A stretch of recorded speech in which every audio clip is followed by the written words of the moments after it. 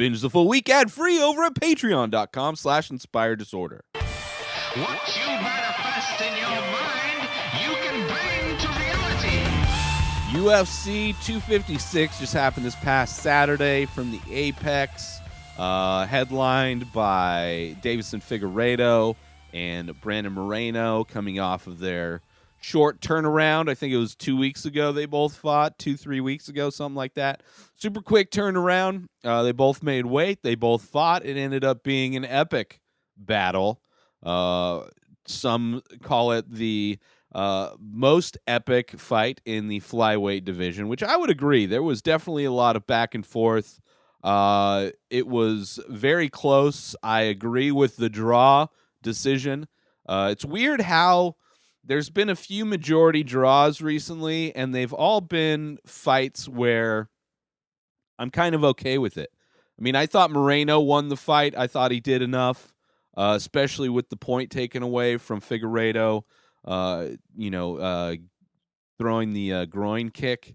But he had also, the point taken away, I think, was a combination of not only the hard groin kick, but also the fact that Figueiredo had poked him in the eye for sure at least once, and then was doing very much doing the thing you're not supposed to do, having his outstretched fingers constantly. He's constantly raking his fingers against Moreno's face. I mean, just kind of a situation. I don't think the ref really called him on his fingers too often. So the point taken away, I think, was good because Figueiredo was fighting a little dirty, as a little bit. Nothing to just being a little cavalier with his outstretched fingers, let's say. So I'm okay with the decision. Apparently, Figueiredo had was in the hospital the night before with some kind of stomach bug, which, if you're looking for a loophole to get IVs to rehydrate after what could have been potentially a bad cut, because Figueiredo cuts a lot of weight to make flyweight, and it was a short turnaround. And they're not allowed to use IVs. But maybe if there's a loophole where if a fighter gets food poisoning, they can go to the hospital and receive IVs. I'm not sure, but, that's a conspiracy theory that I wouldn't be too surprised to find out being a real thing. Either way, it was a great fight. I'm looking forward to the rematch. I hope they do a rematch. I would love to see Moreno come off a training camp that's specific to Figueiredo, because I think he has it to win. He knows what he's in for. He knows the power, which he was able to eat all of Figueiredo's punches. I mean, he landed tons of combinations. Moreno looked awesome, man. I've been a fan of his, since the show, since The Ultimate Fighter, where he was last picked. He ended up getting cut from the UFC, went to another organization. I think he became champion of that organization before getting signed again, and he's looked great. I mean, he's definitely grown into a great fighter. Classic Mexican fighter who can, just a warrior. He is a true warrior, and he never gave up, and he never quit. And I thought he had it, but it ended up being a majority draw, so I'm good with that. Great main event. The whole main card was pretty great. You got Gagne versus Junior Dos Santos. Gagne really putting it on Junior Dos Santos with the kicks and the elbows once they got in close. He's pretty much staying out of range or going all the way in, trying to avoid JDS's boxing, which I thought he did very well. JDS never really landed much. He threw a lot. He threw a lot of heat, but second round, just caught too many of those elbows and was complaining about the back of the head strikes. But I don't think he was turning away. He's turning his head away. I mean, and it wasn't like clear. It was of things to complain about. It seemed a bit petty. But we'll see what happens with Junior Dos Santos. Kevin Holland came in against Jacare Souza. Huge step up in competition. Just have no regard, no care in the world to be taken down by Jacare. Almost caught him in some submissions. Ended up catching him just from the bottom, catching him with some crazy punches. Super unorthodox. Got the knockout. Super unorthodox. Just excited as hell to see who Kevin Holland fights next. I forget if they mentioned somebody that would be his next matchup, but in the middleweight division, he did called out that Chimaev guy who's like everybody's on the bandwagon for, even though he hasn't fought anybody. I would love to see that one for sure. I mean, I'd love to see Chimaev actually fight people instead of just get all of this hype for no reason. Like he fought a bunch of nobodies, and then everybody's saying he's the next coming of Khabib Nurmagomedov, and it's kind of ridiculous.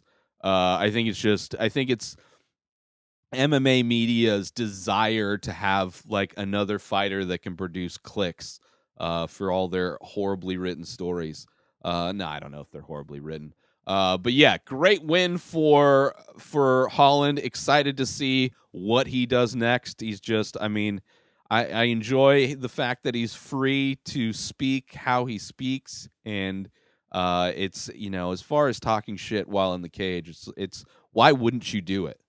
Like playing pickup basketball as a kid growing up, like that is a whole aspect of the game that is, you know, so to get in somebody's head is just like it's amazing. It's amazing to see somebody just kind of destroy themselves because you're propped up in their head, just destroying them from the inside. Mackenzie Dern had an extremely boring stand-up match against another Brazilian Jiu-Jitsu champion. Was okay. I mean, her stand-up's definitely gotten better, but it was a tough fight for her. It wasn't, you know, I don't think she's anywhere close to a belt. I mean, her striking's definitely gotten better, but you know, you should be destroying kind of one-sided fighters. You know, even though you're both jiu-jitsu people, you should be, if you're going to be a champion, that should be something you're dominating against. Dominating like Charles Oliveira dominated against Tony Ferguson. Tony like seemed like an old grandpa in there. He looks way older. He looks like he's aged. He's like been weathered. And it was disappointing to see him not be able to do anything. But I mean, Oliveira's been on a tear. So great fight there. Hooper, who started off the card, Chase Hooper, was getting destroyed in his fight, but was beautifully able to find a way to win and get that leg lock. It was amazing to see. Heel hook, I should say. Amazing to watch. Tisha Torres looked dominant. I hope to see her rebooked against Hill at some point. That fight, I mean, she just completely dominated with her speed and her combos. It was so much fun to watch. But yeah, overall, fun night of fights. Cub Swanson had a great fight. Really had him hurt. Had his dude hurt end of the first round and was able to finish it in the second. Good win for him, repping Palm Springs. Next week, there is a fight night. Thompson versus Jeff Neal. Looking forward to that. Stephen Thompson, kind of ups and downs. Neal, up and comer. Excited to see that. Jose Aldo, who hasn't really looked that good since McGregor knocked him out. He's had some ups and downs. I think he's only had 3 wins out of 9 fights. Kind of disappointing. So he's going up against Marlon Vera, who's coming off a win against Sean O'Malley.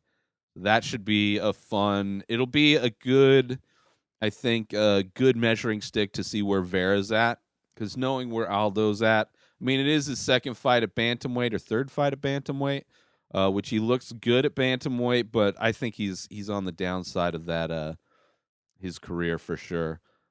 See, Chaos Williams is back. He's coming off a crazy knockout. Greg Hardy's actually getting some competition with Marcin Tybura. Anthony Pettis against Alex Moreno up at welterweight. That should be fun. Bilal Muhammad is always amazing against Diego Lima. That should be good. That's the feature bout for the prelims. Sajar Eubanks. Who else? That's it. Yeah, that's pretty much all the names that are sticking out. But it should be a fun card. I don't know if it's the last card of the year, but next Saturday, UFC Fight Night, Thompson versus Neal, should be good. I'm excited to see some people win. I hope Greg Hardy loses. I don't know. I can see Pettis losing. I could see Aldo losing. I could see Pereira losing. Michael Pereira versus Chaos. That's just a crazy matchup. But yeah, some great matchups next week. Looking forward to it. Sign up for Ting's cell phone service. They have super cheap cell phone plans. You only pay for what you use, and you get $25 for credit when you go through my link, inspireddisorder.com/Ting. Use that $25 for your bill for a new phone. If you already have a phone, bring it on over. I love Ting. I've been using them for years, and I think you'll love them too and love saving money. Get yourself $25 in credit. Go through my link, inspireddisorder.com/Ting. New episodes of The Ray Taylor Show come out every single day. Subscribe on IGTV, YouTube, and everywhere else podcasts are found. Binge the full week ad-free over at patreon.com/inspireddisorder. Buy Ray Taylor Show merch over at inspireddisorder.com and follow the show on Instagram at Ray Taylor Show. Have a wonderful day, everybody. Peace out!